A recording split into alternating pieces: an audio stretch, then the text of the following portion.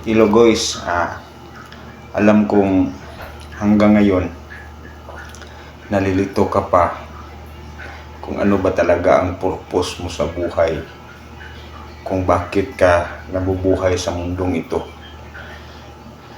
So ngayon guys, panuorin mo tong video na to kasi ipapaliwanag ko sa iyo kung ano ba talaga ang purpose mo sa buhay. Ang totoo talagang purpose sa buhay, kaya nabubuhay tayo dito sa mundo guys, is yung mag-inom.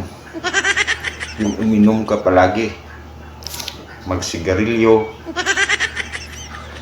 Yan ang purpose mo sa buhay.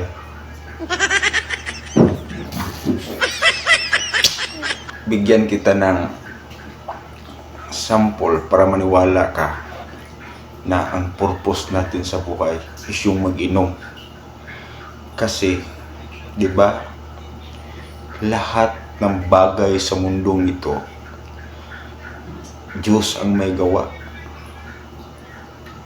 Kaya, ginawa sa Diyos ang inuming ito para sa ating mga tao, hindi para sa pusa at lalong hindi para sa aso.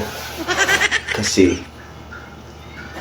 lahat ng ginawa ng Diyos ay nakabubuti sa atin. Kaya hindi nakakasamang lagi kang mag-inom. Kasi ginawa ito ng Diyos. Tayong lahat, anak ng Diyos.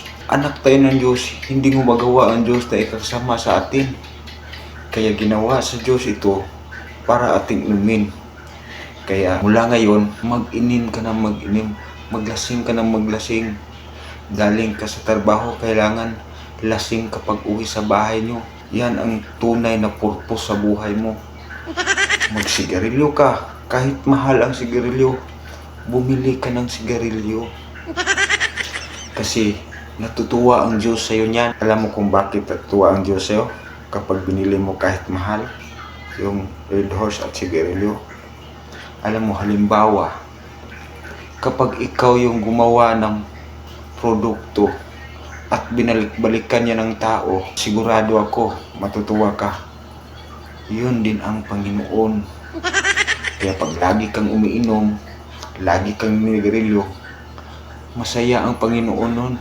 Mula ngayon, uminom ka ng uminom, magyusi ka ng magyusi, hanggat meron pa tayong natitirang atay